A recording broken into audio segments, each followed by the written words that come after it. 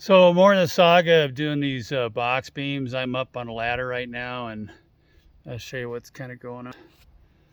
So there's my bolts, and this I-beam's actually twisted because when Steve was up there, if I can get a shot at it, to kind of secure it, he put some cargo straps on it up there, which has twisted this beam. So I'm not sure if I'll be able to get. Let's see if I can get that up there. Wrong way.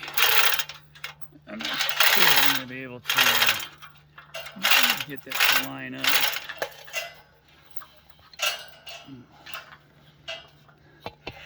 Let me try.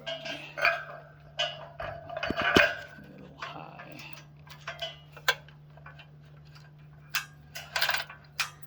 Try that.